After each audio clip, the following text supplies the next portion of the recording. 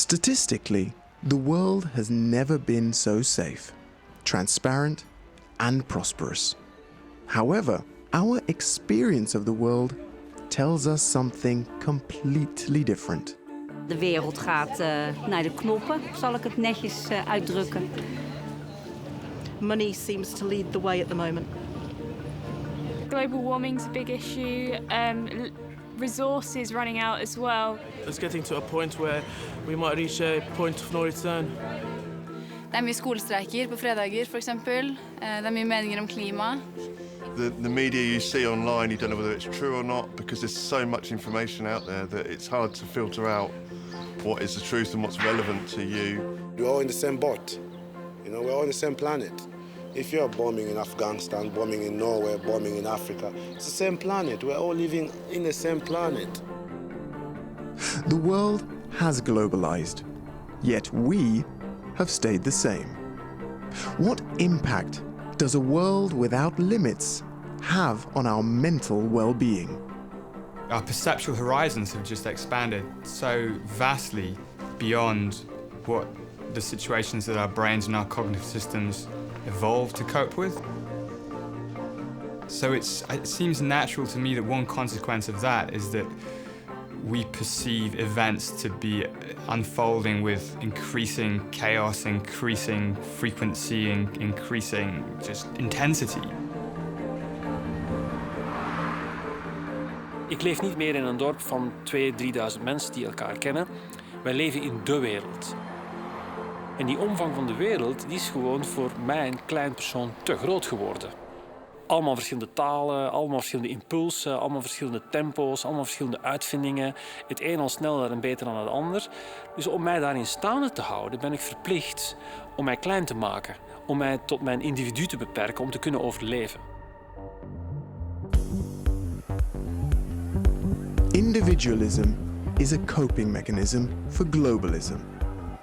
It gives us the illusion that we can control our lives in a world that is fundamentally uncontrollable. But faced with a climate emergency that urges humanity to change as a collective, we, as individuals, find ourselves helpless. I think climate change is a moment when we are coming face to face that our technology, the way we've been doing things up to now isn't working, and we actually are not able to control at that level. We can't just pull out more technology in order to fix this. It really involves changing ourselves. Can we accept to see ourselves as part of something bigger? Can we overthrow the culture that has brought us global freedom without global responsibility? And ultimately, how do we find order in the chaos?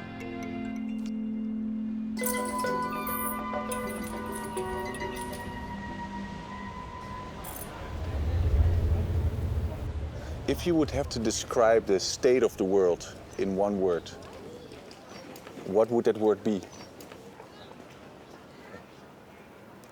Chaos, 混乱的. Ja, hele algemene vraag wel. Ik zou op dit moment zeggen turbulent. Jeg synes det er litt kaotisk. Det er så mye som skjer på en gang. I want to say impending doom, but that is two words. But I feel like chaos and like the bad times are coming. It's sort of we're on the knife edge at the moment of everything. Chaotisk, in a way. Why? Jeg tror det har noe med at vi får så mye informasjon inn. Chaos.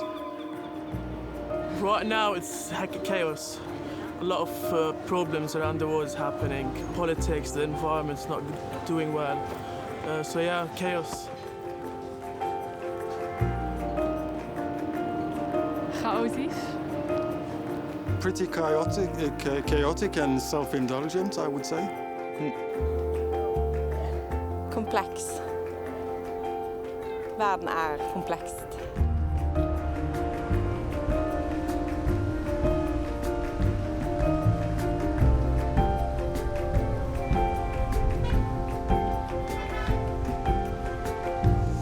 Doing a great job as a navigation assistant. Okay, now forward or right?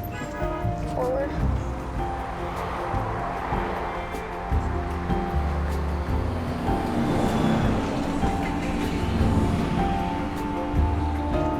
When was the last time you went canoeing? I think it was just last weekend with Dad. Nice. Where did you go? Along the river canal. Oh, nice. When was the last time you went? It was last summer at the River Festival. That was pretty good when we raced. Yeah, it was fun.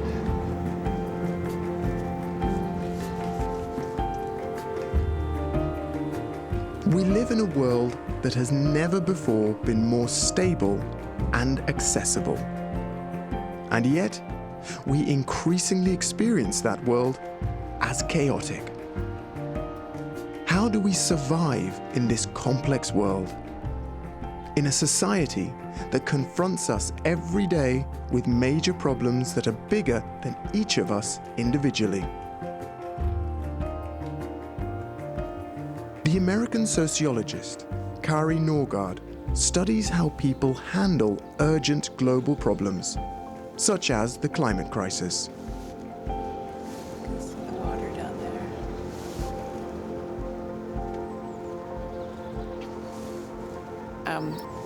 We're caught up in this experience that we've never had before. We are bombarded with information, and we have all this information about things that are very disturbing, whether it's human suffering around the world, poverty, war, humanitarian crises that are happening, or things that are happening with the earth. And yet on the day-to-day, most of us don't spend our time thinking about that. We're trying to get through our day, trying to live a life, have a pleasant day. And so as a sociologist, it's kind of an interesting moment to try to think about society, how it works, to think about the human experience and what it means, especially the human experience in relation to really big problems. Okay. I've been working on climate change and the difficulty people have in thinking about it since about 1999. So climate change itself, the basic facts of climate change are very simple and straightforward. Carbon dioxide is the main climate gas. Humans are generating large amounts of carbon dioxide from especially oil and gas, but other fossil fuel and other sources. Yet, so that's not rocket science, that piece of information. And humans are very intelligent. People understand this. So information on its own, that information is not enough to mobilize people. We need to think about the context in which information is happening. We need to be giving people information about things that can be done. We need to recognize the role of emotions and culture in our ability to ignore a problem. So people talk about denial.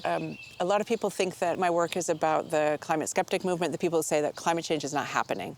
And that's not the focus of my work at all. I use the typology from a British sociologist whose name is Stanley Cohen, where he talks about literal denial, which would be it's not happening. Interpretive denial, which is maybe where you say it's happening, but it's not human caused, sort of like it's almost, but you change it. And but the kind of denial that I'm interested in is he calls implicatory denial, which is where something is happening which has very significant moral consequences, but people are not engaging. And we can also think about, there's this metaphor of the elephant in the room, which takes work to ignore. So that's also, that concept of the elephant is a metaphor for implicatory denial, this way that we know and we pretend that we don't know. We live as though we don't know.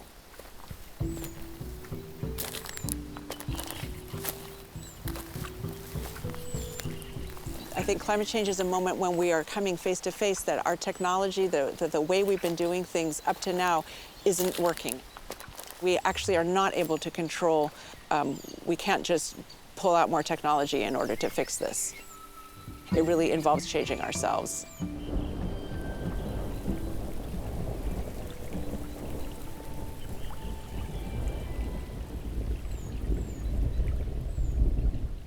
This makes climate change not just an issue of the environment, but an issue of our culture, because it's really ourselves that we need to be changing and understanding in order to be in relationship with the Earth. Do you feel that you can make a difference in the world today? On a small scale. Yeah, on a small scale. Hvis alle sammen bidrar litt, så tror jeg det kan ha veldig mye å si i det store til slutt, da. Hvis alle sammen er flinke til å kildesortere, ikke kaste ting på gata, kjøre mindre bil, ta mer kollektivtrafikk, kjøre mindre fly. Jeg tror det bare handler om de små tingene, hvis alle sammen bidrar til det, og ikke gir, ikke gir så mye faen som man gjør i dag. Ik ben nu student, dan kun je nog niet heel veel invloed overal op hebben. Maar op termijn, wat ik ook wil gaan doen later in mijn leven, ik wil wel een positieve impact hebben op thema's die mij raken. I try my best to do what I can, having electric vehicles and using public transport and recycling myself, but as one singular person it feels like you can't really make as much difference, especially when there are these large corporations that hold so much of the power when it comes to responsibility. 老实说，我对此很悲观。我希望可以，但是我常常觉得很渺小。And why is that? 因为我觉得很难改变人，很难改变人性。当然可以更多的去创造一些美好和快乐，但是也有很大一部分是你无能为力的。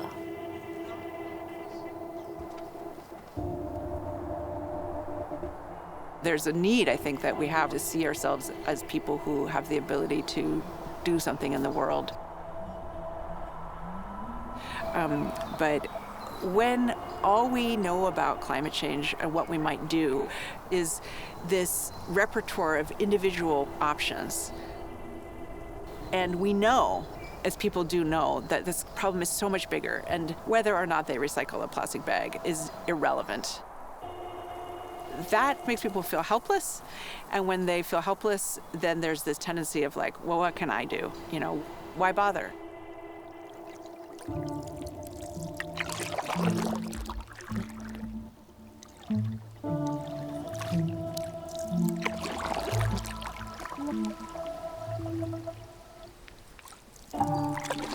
So we look around and you see people not responding, and you think, oh, well, you know, maybe it's just inevitable that we won't respond.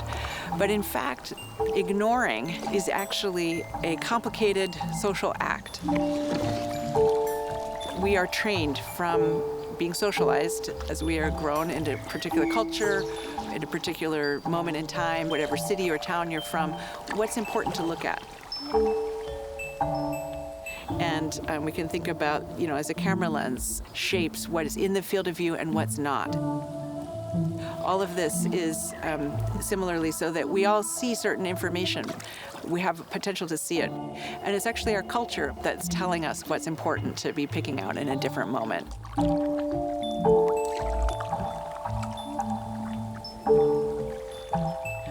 So culture is a huge barrier in terms of how people are responding to climate change. For example, we have a focus on that technology can save us, that we can control nature, that we should respond as individuals, or that really that's the only option. It's not even an either or, it's just that this is it. You know, capitalism is inevitable. There's never been anything else. These are all cultural myths, really, that shape and constrain the range of ways that we could think about how we respond.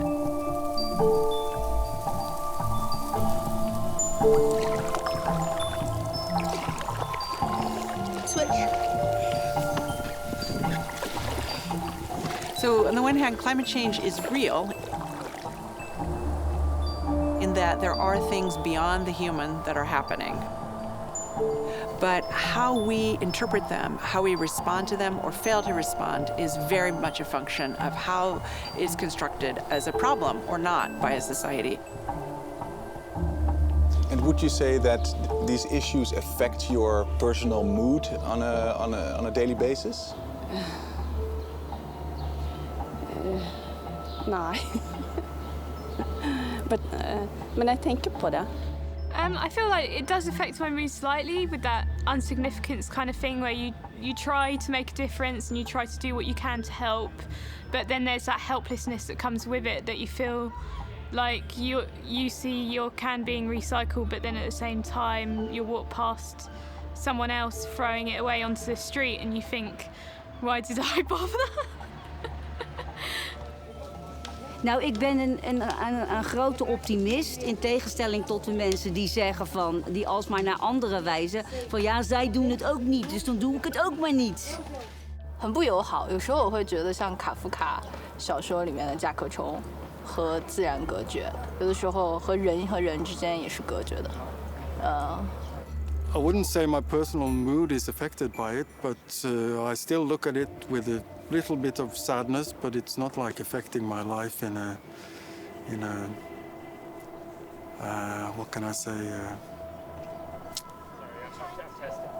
Well, there's nothing I can do about it except change things in my life, so that's the way I think about it. So.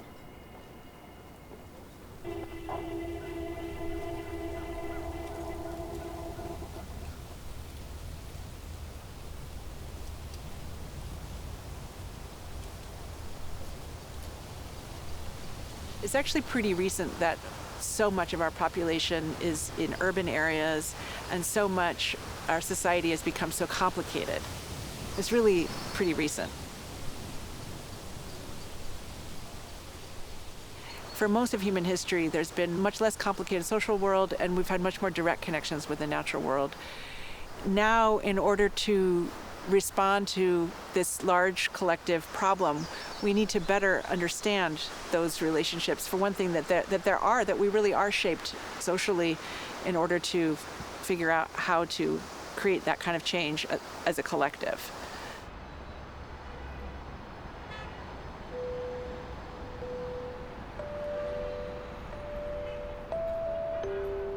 Our society is so complicated now that it is hard to understand, the people that made my clothing, where my food comes from. All of these things are things we don't know. We don't have that sense of that.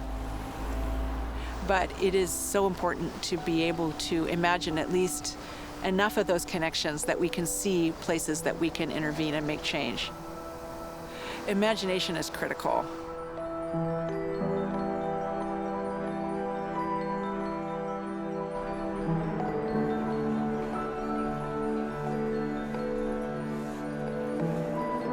Can we imagine that? The world as we would like it to be? How do our personal thoughts relate to the reality around us? And will our own imagination be enough for us to cope with the chaos in the world?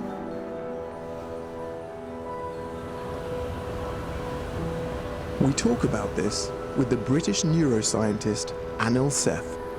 He studies consciousness and our perception of reality.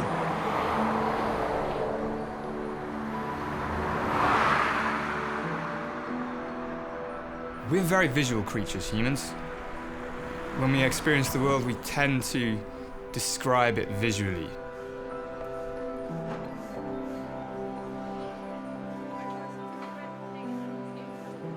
When we think about how we see, it's tempting to think that vision is this process by which the brain builds this representation of an external reality. There's this world out there with objects that have colors, that have shapes, and so on. And then our eyes are this window onto this external world, and there's something inside our brains, inside our heads, that looks out through these windows, and there's the world. I think that's how things seem to us, but that's how the brain has made things to be. Vision is actually a very active process. It's a process of continuous construction and reconstruction.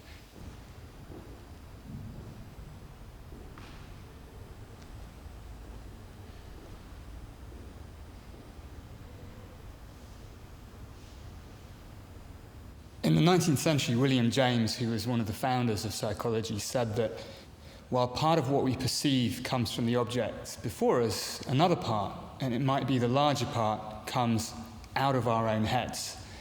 And this is an idea that's gained a new prominence in neuroscience and in psychology, this idea that what we perceive as a projection and an active interpretation of sensory data.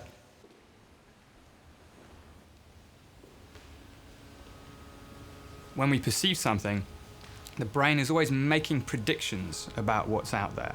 It always has its best guess, its current hypothesis. So it's always forming an active interpretation of this fundamentally colourless, soundless, shapeless, smellless sensory data that we get.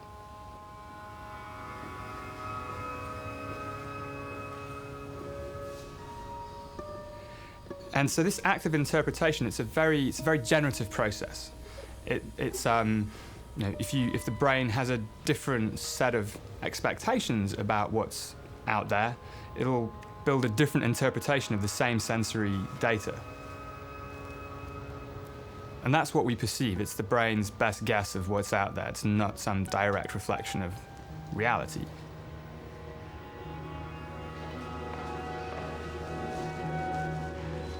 So there's actually an interesting continuation here with things that we often call hallucinations. When we think about hallucinations, people often think it's when you perceive or see something that's not there, that other people don't see. But in a way, we're always hallucinating because we never see things actually as they are. We're always forming an interpretation of what's out there. It's just that for most of us, most of the time, these hallucinations are reined in by sensory data from the world. They're controlled by the world, so we're yoked to what's actually out there through the process of perception. So there's this really nice phrase, which I first heard several years ago from Chris Frith in London, but it goes back further, called controlled hallucination. Normal perception is this process of controlled hallucination, and what we tend to think of as hallucination is really just uncontrolled perception.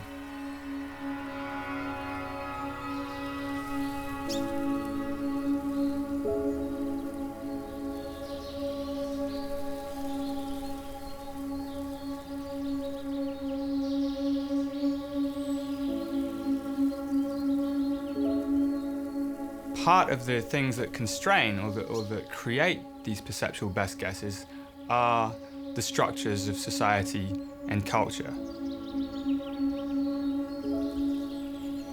Famously, Russians have many more words for blue and are able to categorically distinguish more shades of blue than non-native Russian speakers.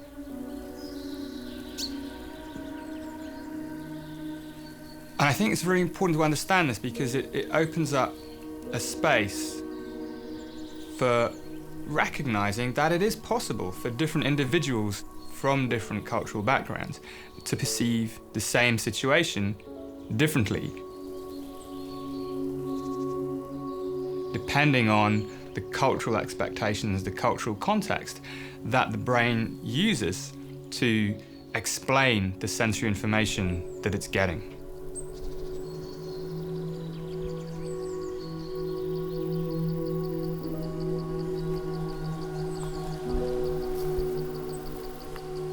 In some sense, the only thing that we know is real is our own experience.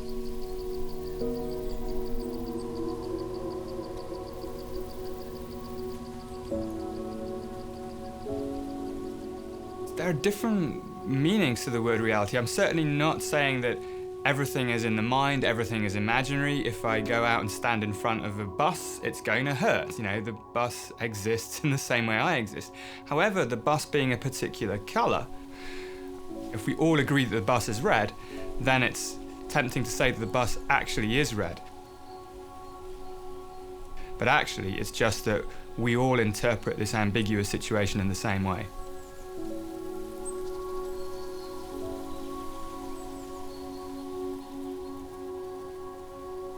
The variety of different perspectives that people can have on what's going on, I think, sets us adrift from some of the psychological and perceptual anchors that make life stable.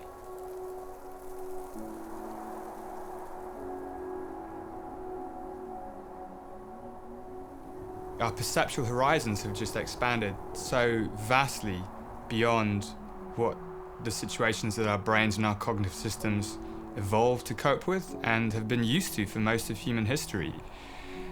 So it seems natural to me that one consequence of that is that we perceive events to be unfolding with increasing chaos, increasing frequency, increasing just intensity. What feeling do you get when you think about the future? Usikkerhet. Vanskelig å vite hva som kommer til å skje. Vanskelig å vite hvordan været kommer til å bli. Om det blir en tredje verdenskrig. Om det kommer til å fortsette å bli så mye søppel som det er. Når man får høre at det er over 1000 tonn søppel som slippes ut i havet hver eneste dag. Så ja. Jeg er usikker på hvordan fremtiden kommer til å bli, og det skremmer meg litt. At vi som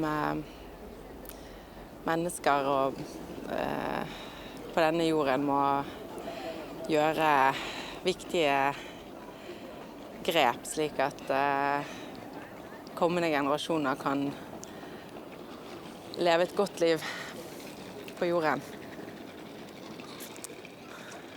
I'm afraid that everything's going to happen so soon, and we all sort of stand around and live in denial that, oh, it'll happen 30, 40 years away and things like that, when I think that everything's running a lot faster than we think it is. Ik heb zoiets van, ik leef vandaag, ik doe vandaag mijn best, ik geniet van wat er is. En ja, morgen kan ik wel hartstikke dood zijn, dus ik hou het bij vandaag. Det er så mange forhold som man ikke har styring på. Og bare tenk på hva økonomien styrer også, og hva makt styrer. Og hva er det som da egentlig betyr for de som sitter og drar i trådene og bestemmer. 如果这是一种共识，如果我们确实作为个体没有办法阻挡趋势，那我并不知道 未来的乐观性在哪里。 The perceived degree of control that we have, I think, can have profound implications on our sense of self. One of the earliest theories of depression was this idea of learned helplessness, that people feel depressed not only because of the objective circumstances in which they're in, but when they perceive they have no ability to control those circumstances anymore. Some of the early animal experiments on depression substantiated this too. I mean, there is such a thing as a depressed rat, and the difference between a depressed and a non-depressed rat in this context was the amount of control that the rat would have over its environment. Zooming out a little bit, or coming back to the human and thinking about emotion as this process of perceiving the body, that's all about control too. So our emotional states are not about perceiving the body as it is. You know, I don't perceive my internal organs in various locations of being different shapes. What I experience as emotion, as mood, as this basic sense of being a well-integrated self is how well I'm able to control my body. Can my brain maintain my body in the state of being alive in now and in the projected future? And when that's under threat, then my emotional state, my mood state, my sense of self is also under threat. But it's a disturbance in the perception of control. So then we zoom out to where we find ourselves in society, and I think it's the same thing. Now at a higher level, as a level of an individual within society, the ability of that individual to control is reflected on how that individual perceives their integrity, their stability within that larger context. And when you're not in control of your own life, then you tend to perceive the rest of the world being out of control too.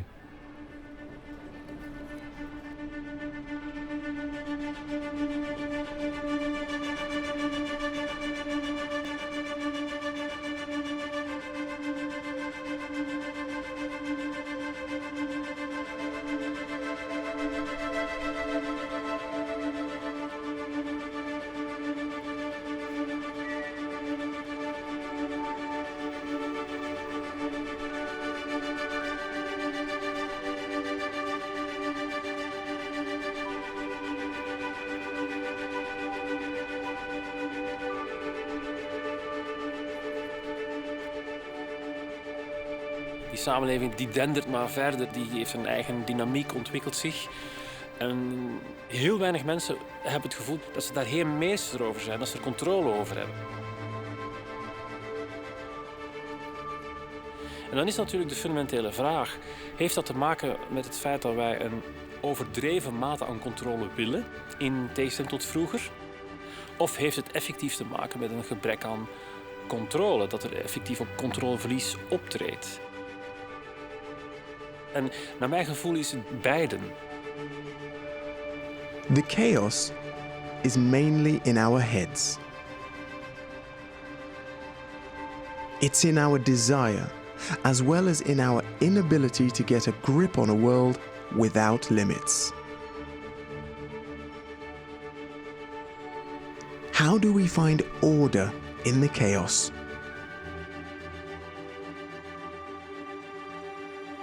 The Flemish philosopher and psychiatrist Damiaan Denys treats patients with anxiety disorders and reflects on control, anxiety and free will.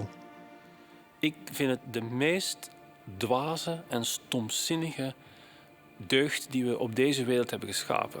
Controle. Controle is totaal zinloos. Ik begrijp ook niet waarom dat wij daar zo naar streven. Het maakt mensen blind. Maar controle is naar mijn gevoel alleen maar een illusie. Wat we doen in controle is de oncontroleerbare werkelijkheid vervangen door een illusoire, virtuele, controleerbare realiteit. En dat faalt altijd. Dat is gedoemd te mislukken. Ik ben zo stellig omdat ik het zie bij mensen met dwangklachten. En mensen met dwangstoornissen die willen controle. En als je die mensen de kans geeft om dat na te streven, dan zie je dat dat alleen maar toeneemt en heel falikant eindigt.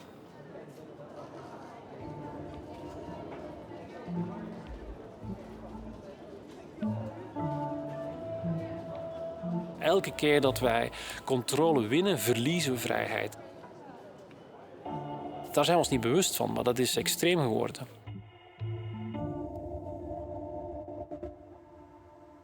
Als er een terroristische aanslag is, dan vallen er slachtoffers. Het is verschrikkelijk, niemand wenst dat. Maar er bestaat geen moed om te zeggen, of heel weinig moed om ondanks die terroristische aanslag gewoon het leven verder te zetten. We gaan maatregelen nemen waar we ons eigen leven beperken.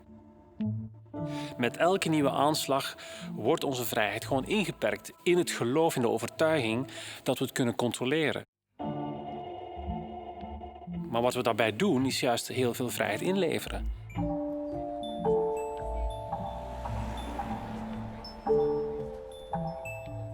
Ik heb nog een tijd gekend waar je neemt een vliegtuig, je had je ticket, je paspoort, je loopt gewoon naar die gate en dat was het. Je kocht eventueel iets, maar nu ga je door eindeloze security, al 20 jaar lang. Het is gewoon gebaseerd op het geloof dat mensen iets met vloeistoffen in een vliegtuig kunnen doen. Die aanslag is nooit geweest. Dat is een soort van stunt geweest van Groot-Brittannië. En dat is een globaliseerde maatregel geworden waar iedereen uren in de rij staat met zo'n plastic zakje met al die vloeistoffen. Wat volgens mij heel vrijheidsbelemmerend is en ook tamelijk denigrerend, maar wij blijkbaar gewoon willen doen. Ten voordele van een soort van illusie van controle die er eigenlijk nooit is.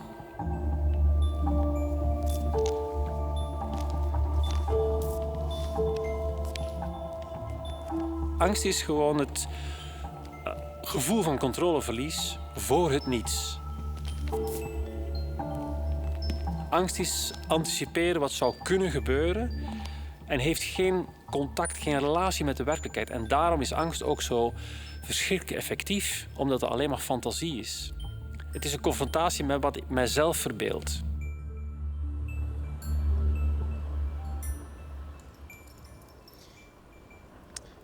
Could you maybe close your eyes for a second and try to imagine all the things that you see on television and you read in the newspapers, maybe see in movies, and then could you describe the world that comes into your head?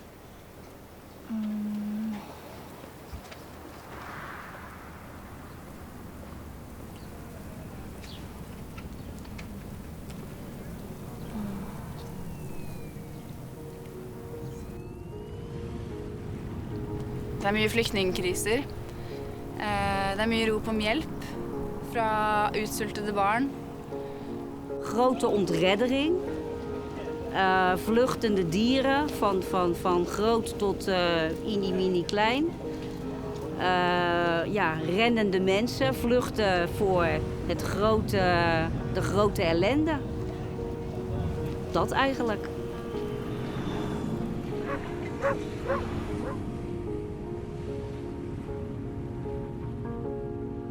A lot of confusion and depression, people not understanding what they can do and feeling really helpless, I guess, and sort of feeling let down with ourselves and the people around us. Je ziet heel veel ruzie en je ziet heel veel problemen en je ziet heel veel stemmingmakerij vaak.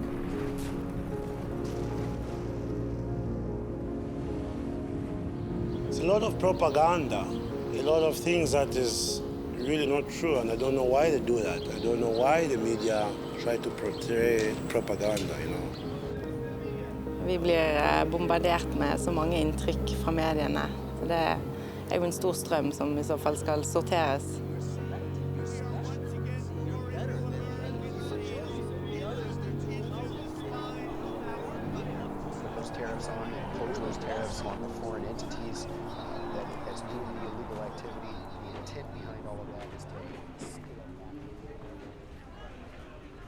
Ja, we leven in een geglobaliseerde wereld.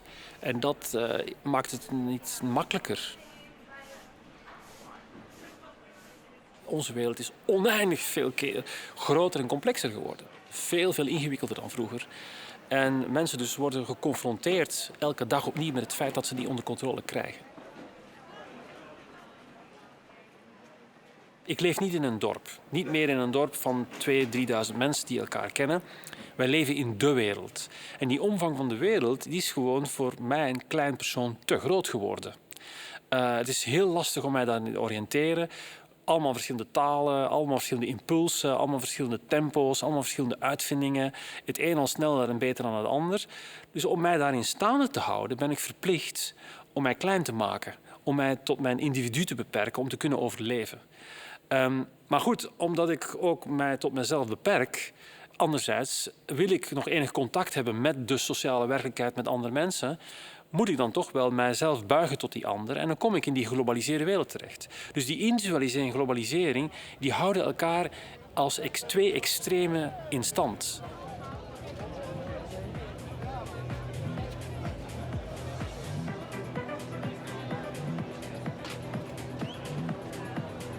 Individualisering vinden wij fantastisch, zolang het mijn individuele vrijheid betreft. Maar wij botsen, denk ik, tegen die grenzen van die vrijheid aan als het gaat om het concept van die verantwoordelijkheid. Er is geglobaliseerde vrijheid, maar er is nog geen geglobaliseerde verantwoordelijkheid.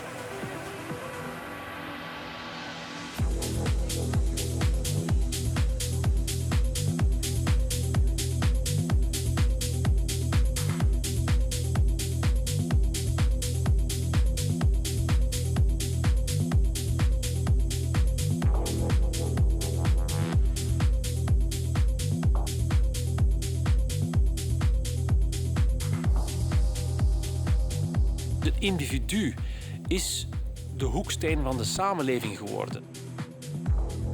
Wij kunnen niet anders denken dan vanuit onszelf. is een typisch westers fenomeen.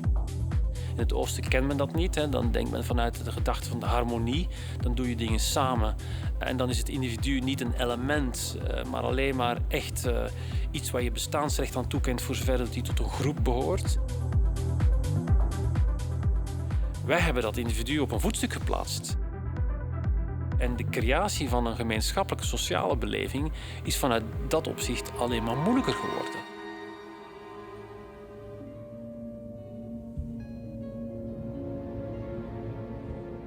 Daar zit ook een misvatting van de moderne mens. In dat individualisme hebben we afstand genomen van de grote betekenissystemen. Religie, katholicisme, Calvinisme. Niemand gelooft dat nog. Maar ook politieke ideologieën, het communisme. Daar hebben we afstand van genomen. We geloven geen filosofen meer, geen pastoors, geen rechters. Ik bepaal zelf mijn leven. Maar dan sta ik plotseling 's ochtends op en denk van... hé, hallo, hoe moet ik mijn eigen leven betekenis geven? Hoe ga ik dat als individu doen? Dat kan bijna niet.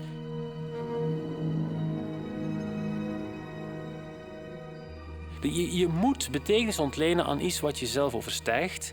En daar komt cultuur aan. Die cultuur reikt ons betekenissystemen aan. Geeft ons gedichten, theaterstukken.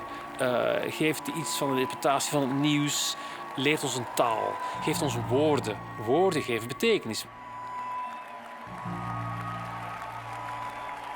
Mensen kunnen hun leven geven voor een principe dat gebaseerd is op rechtvaardigheid. Hele volkeren kunnen zichzelf ten bloede storten omwille van een ideologie, puur op basis van bepaalde ideeën.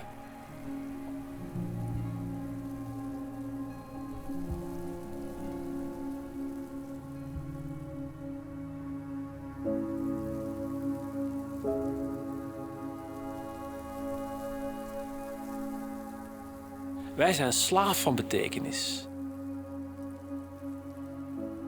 Mensen kunnen niet zonder betekenis leven. Het feit dat dat voor ons onmogelijk is, betekent dat wij voortdurend verhalen construeren om betekenis te creëren, ook al gaat het aan de kosten van de waarheid. Wij willen, als we verstoken zijn van betekenis, zo snel mogelijk betekenis creëren door een verhaal te maken dat klopt, ook al is het niet waar.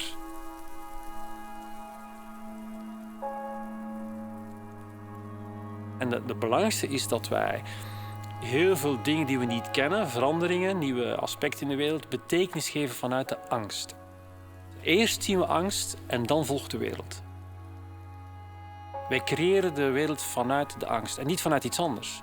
En dat kan evengoed iets anders zijn. We zouden eigenlijk de wereld moeten benaderen vanuit verwondering, nieuwsgierigheid, openheid.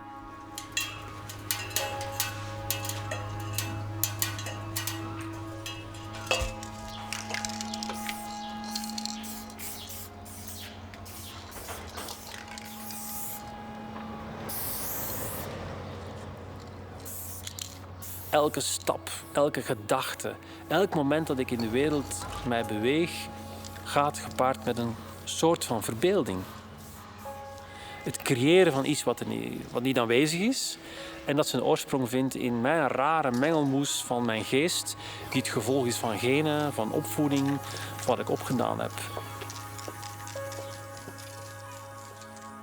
En die verbeelding vind ik zo verpletterend krachtig, omdat zij iets aanwezig kan stellen wat er niet is.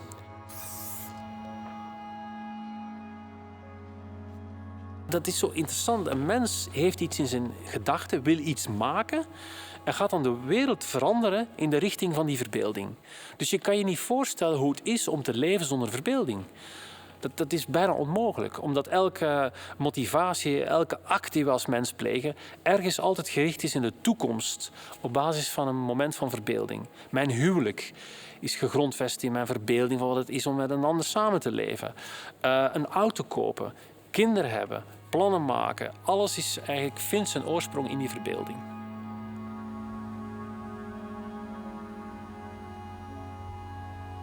Even though people would have a better day if they read about things going well, and there are plenty of things in the world that are going well. That doesn't sell newspapers, that doesn't have click-throughs, that doesn't sell advertising space. because our psychology is trying to identify potential threats, we will have probably a biased view that will lead us to be more fearful than we need to be.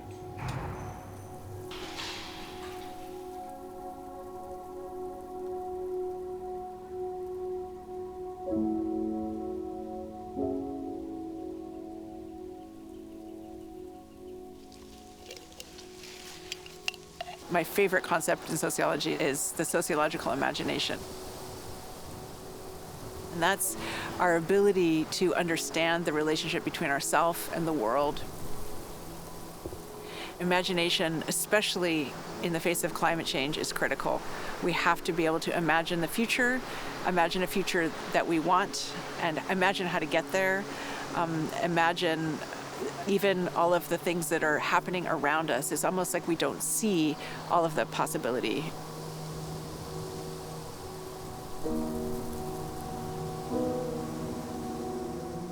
For me, there's a metaphor. I was kayaking through a rapid, and it was a big wave, and it kept hitting me, and I would flip, and it was a really scary place to swim, so I didn't want to swim there. But I remember a friend was like, okay, just look at the eddy, which is this sort of calm water, and just get yourself there. And this, for me, is like this sense of we have to imagine what we want and imagine just going there, visualize actually getting there. And so I think imagination is everything. And that's where artists are so important, and where media is so important, and where our voices help each other to imagine. When we see people doing something, we see social change being created, then we say, oh, it's not that. I can do that. I could do that too. It's reachable. All right, last question. Now try to imagine the world that you would want to live in, your perfect world, the world that makes you happy. Could you describe how that world looks like?